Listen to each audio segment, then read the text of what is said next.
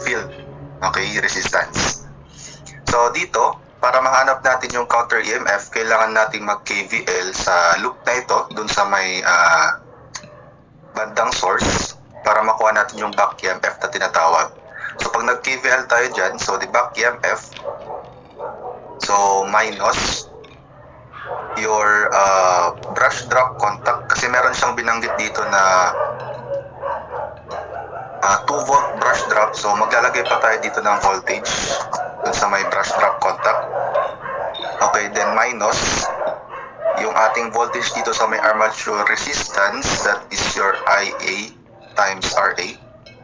Okay, and then minus, syempre, or that is equal to, okay, your terminal voltage. Ayan, so pwede ko nang kunin dito yung ating brush drop, or sorry, yung ating back EMF, that is your terminal voltage. Ay, baliktad pala, ano? Sorry. So this is EB, dito pala siya dapat. So your terminal voltage pala mauna, so VT, so minus, then minus your brush drop contact, that is equal to 0. So your back EMF, that is equal to VT. So we have here 230 volts. So minus the voltage on the brush natin, brush contacts, that is 2 volts. Minus IARA. So yung IA natin is given na, that is the armature current. We have 35.4 amperes multiplied by the armature resistance, 0.26 ohm. Okay, so what is our back EMF, EB? Sa ibang libro ang ginagamit nila for back EMF is EC. So 230 minus 2 minus 35.4 times 0.26. So at yung sagot natin, 218.796. So ito ay walang choices, ano, so yan yung sagot, or pwede rin 219 volts or 218.8. Basta malapit dyan, or ito yung exact na sagot natin. Yan, 218.8 pwede na yun as an answer. Okay, next number. Number 2, so itong KVL natin dito sa may loop na to, ayan, magamit natin hanggang dun sa pinakadulong problems natin kasi pare-parehas lang naman yung concept natin for shunt motor. Okay, pero pagdating ng series motor, yung separately excited, ayun, iba na yung usapan doon. But for shunt motor, ito lang yung figure na gagawin natin. Kumbaga, ang shunt motor kasi, di ba, it is classified into 2 types. We have the long shunt and short shunt. So, nagkakaroon lang naman siya ng additional series resistance. Pag long shunt, naglalagay ka ng series dito. Pag short shunt naman, naglalagay ka ng series dito. Okay, next, number 2. So, a 240 volt shunt motor has an armature resistance of 0.38 ohms or ohm. What current will flow in the armature when the counter EMF is 227.5 volts? Assume a 2 volt brush drop. Okay, so binanggit na rin dito na meron siyang brush drop voltage. So, basahin maigi yung problem kung ano nga ba yung brush drop na binanggit. Kung sinabi niya dito na yung brush drop is 2 volts na. Kasi may mga problem na binabanggit niya. Assume for example, 2 volt drop per brush.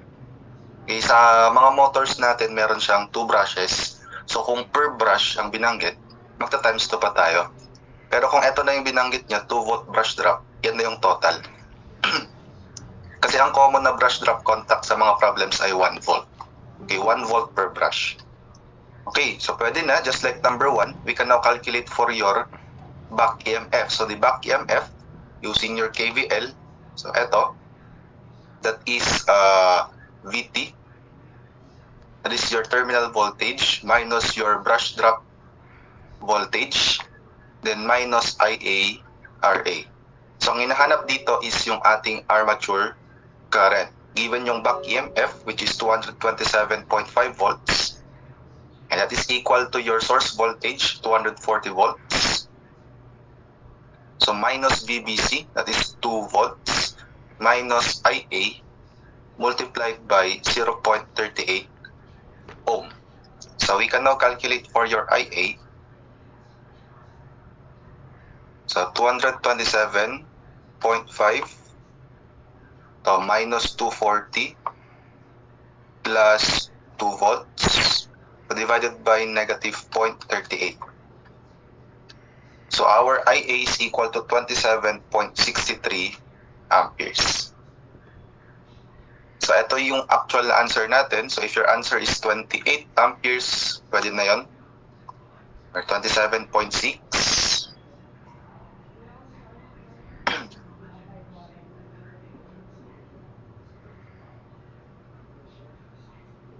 So parehas lang yung number 2 and number 1, magkaiba lang yung hinahanap. Doon sa number 1 is the back EMF. Ito naman binigay yung back EMF, hinahanap yung armature current. Okay, next, number 3. So when a motor is operating under load, the armature takes 8,280 watts and its current is 36 amperes. If the armature circuit resistance is 0.4 ohm including brushes, what horsepower is developed in the motor? Okay, so according to the problem, so nagbigay siya ng power dito, so the armature takes 8,280 watts. Yung power na yan is yung tinitake ng buong armature part. So from this point up to this point. Okay, so pag i-redraw natin yan, for example, that branch, so this is your armature resistance together with the back EMF symbol. So yung 8,280 watts is nandito. Okay, so that is the power. So power in the armature. So 8,280 watts. So binigay din dito na meron tayong armature current which is equal to 36 amperes. So ano kayong mahanap natin dito? So ang mahanap natin dito is the voltage in this armature part, in this branch. So using your power formula, that is P over I. So that is 8,280. So divided by, at yung current natin, 36 amperes. Okay, so we have 230 volts. Ngayon, since nahanap ko na yung VA, pwede na ako mag-KVL dito sa portion na to or sa branch na to. Okay? By finding your, kumbaga parang hanapin natin dito yung tawag na ito, back EMF only. Okay, hanapin ko lang yung back EMF. Sabihin natin yung VA, yung voltage dito sa portion na to, tama. So, ibig sabihin, your total voltage on that branch VA is equal to the back EMF, okay, plus yung voltage natin doon sa may armature kasama yung brush contacts.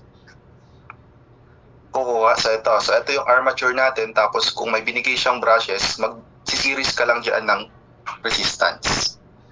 So ayun, so pwede ko nang kunin yung ating EB, that is equal to VA, which is 230 volts, minus yung voltage doon sa ating armature kasama yung ating brush drop, yung ating brushes. So that is IA. So we have 36 times yung resistances. So 0.4. And that is equal to 230 minus 36 times 0.4. So 215.6. Okay, that is in volts. Okay, ngayon, ang hinahanap dito is the horsepower developed in the motor, or that is your power developed. So, di ba may formula tayo dito na ang power developed is equal to EB times IA. So, your EB is equal to 215.6 multiplied by IA, which is 36 amperes. Then, since the choices ay naka-horsepower, at saka horsepower yung nire-require ng question, so, convert na lang natin by dividing this by 746. So 215 times 36 over 746. So that is 10.4 HP. So that is letter B.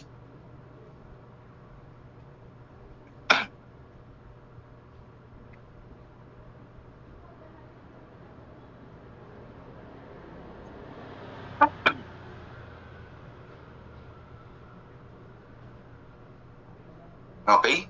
So, next number. Again na, yung given na 8,280 watts, yun yung power natin sa may branch na to. So, kailan ko hanapin yung EB, back EMF, para mahanap yung power develop on the armature parts. Kasi ito, yes, though sinabi niyang the armature takes, pero yung buo yung binabanggit niya dito. Okay, next, number 4. So, a 4-pole shunt motor has an armature with a total of 282 conductors. If each pole has an area of 25 square inch and the flux density is 50,000 lines per square inch, calculate the torque in pound-feet for an armature current of 85 amperes given that the armature winding is a wave. Okay, so isa-isayin lang natin yung mga given. So we have here a total number of conductors. This is your Z. So we have 282. So sabi niya doon, each pole has an area. So meron tayong cross-section dito. This 25 square inch. And the flux density, that is your beta. Tama. We have 50,000 lines per square inch, or this is in Gauss. Or no, lines per square cm ang Gauss. So lines per square inch. Calculate the torque, take that in pound-feet. Given yung kanyang armature current, so we have your IA.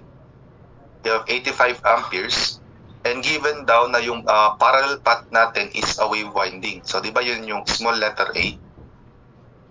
That is wave. So, yung parallel path natin kapag ka-wave is equal to, pag wave, that is twice the multiplicity. So, pag walang binanggit dito kung ano yung M, for example, simplex, duplex, we consider this as a simplex. Okay, so ibig sabihin, yung A natin is equal to 2 kasi ang simplex M is equal to 1. So A is equal to 2 for your wave winding. Okay, so okay na, ano? Ang hinahanap is yung torque. So from your formulas, meron tayong formula ng torque. Ano ba yung formula ng torque natin? That is equal to PZ flux IA, yung PZOY natin, over 2 pi A. So, saan na-derive yan? Na-derive yan from different formulas. Yung Zapon formula, yung power formula. Na-derive doon. So, ito na yung kanyang derived formula. Wherein P is the number of poles. O, yun. Kulang pa ako ng given. The number of pole here is 4. Binanggit naman doon. Z is the number of conductors. Flux dito is your magnetic flux. Ano? Okay, and IA is your armature current. And A is your parallel path, number of parallel paths. So check natin, plug in natin. So the number of poles is 4 poles times Z is 282 conductors times your flux. So walang binanggit na magnetic flux dito, pero ang binanggit is your magnetic flux density as well as its area. So ang formula po natin for magnetic flux density is magnetic flux per unit area. So, yung flux natin dyan is equal to beta times area. So, yung beta natin is eto na. That is 50,000 lines.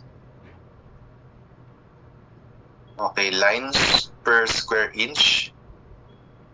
Yan na, yung unit nito, parang maging unitless yan. Times the area is, 25 square inch. So, yung area unit ay magka-cancel, pero yung lines, kailan ko i-convert? Kasi sa formula natin, dun sa Zapon, di ba, over 60 A, yung flux dapat doon, magnetic flux, ay naka-Weber. So how do we convert lines to Weber? So in 1 Weber, we have 10 raised to 8 lines. Okay na? Then multiplied by your armature current, we have 85 amperes. Okay, then all over 2 pi times A, which is 2.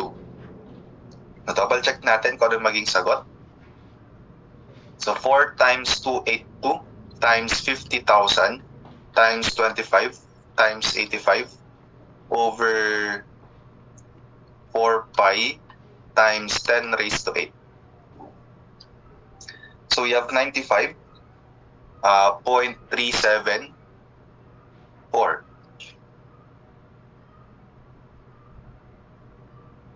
So anong unit nito? So kung titignan natin yung mga units nito, pag ginamit natin yung formulang ito, kasi di ba doon sa formula ninyo ng power, di ba yung 2 pi nt over 60, yung n natin doon ay naka-Newton meters. Yung t natin doon ay naka-Newton meters.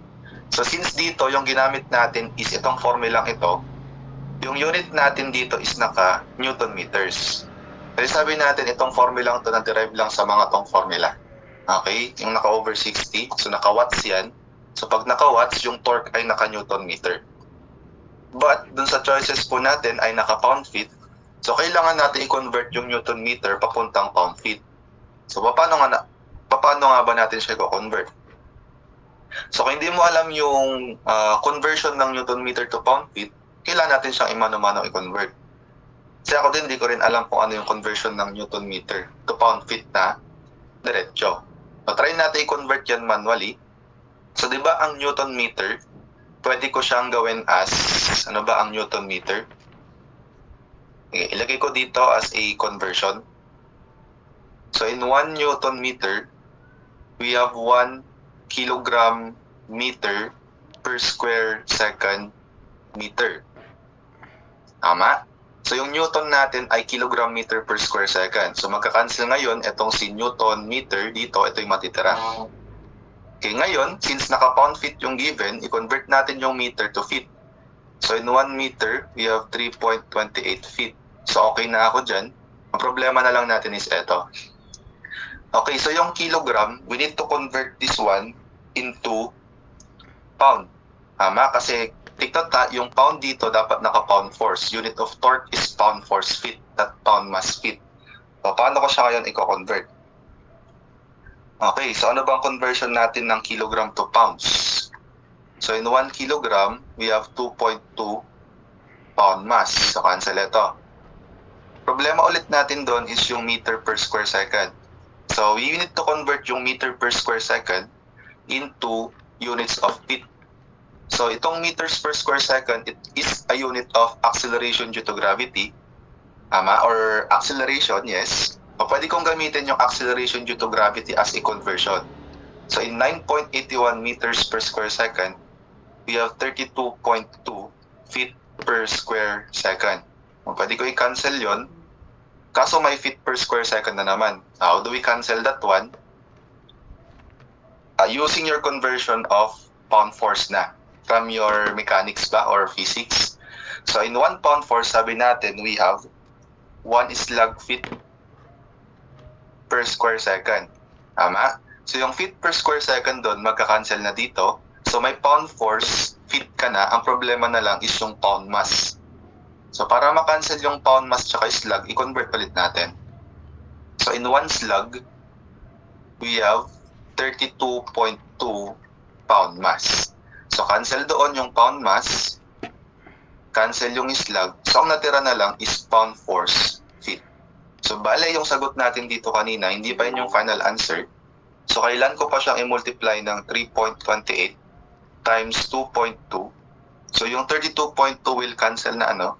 So parang magdi-divide siya ng 9.81. Okay? And that is equal to 70.15 pound force feet. Okay, so from the choices, that is nearest to letter D, 70.3. Okay, pound feet.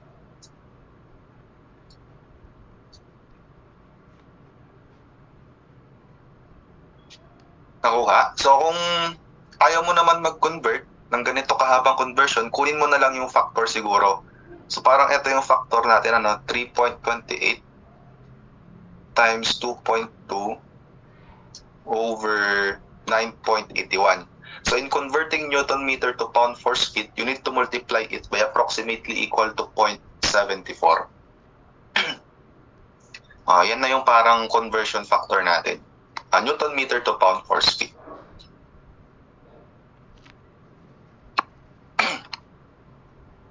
Okay? So that is for number 4. Ang mahirap lang dyan is yung conversion kung hindi mo alam yung conversion talaga ng one unit to another unit. Okay, so for number 5, kadugtong siya ng number 4. So kung hindi mo nakuha yung number 4, hindi mo rin makukuha yung number 5. Kasi kung anong sagot sa number 4, magamit natin dun sa number 5. Sabi niya, what is the horsepower that will be developed by the motor on number 4 for a speed of 1,420 RPM? So since sabi natin kanina, itong formula na ito is na-derive doon sa 2 pi nt formula, yun yung gagamitin natin. So PHP, that is 2 pi nt, since na-convert na natin siya papuntang pound-feet, pwede ko nang gamitin yung 33,000. Okay, that is over 33,000. Pero kung ito yung gagamitin mo, yung 95.374 Newton meters, yung over 60 ang gagamitin mo. So bale, check natin dalawa yung possible na sagot dito. Pwedeng naka-horsepower or pwedeng naka-watts. Okay, so ito, 2 pi times n. So yung sagot natin dyan, siguro ang kunin ko na lang is yung nasa choices. Pero sige, kahit yung 70.15 ang kunin ko. Check na lang natin kung ano yung kanyang difference. So you have here 70.15. Sige, speed muna. 1,420 RPM times 70.15 pound-feet divided by 33,000. I-approximate ko na lang siguro into 2, or check natin kung saan siya malapit. So 2 pi times 1,420 times 70.15 over 33,000. So we have 18.97. That is in HP. So kung ito yung sagot mo, so correct yan. Check natin kung 70.3 yung ginamit mo dito. Kung 19 yung sagot mo, tama din yun. So approximately 19 HP. Pero kung yung sagot mo is naka-watts, yes, pwede rin. So that is simply 19 times 746. So kung ito yung sagot mo, 14.18 kilowatts, tama din. Tama din yan. Check natin. Yung Newton meter value natin, 95.374. So, eto magiging 95.374. Pero dito, magdi-divide lang siya ng 60. Ayan, 14.18 kilowatts. So, kung ito yung sagot mo, tama. Kung ito, tama rin. Kung ito, tama rin. Kasi walang choices yung number 5.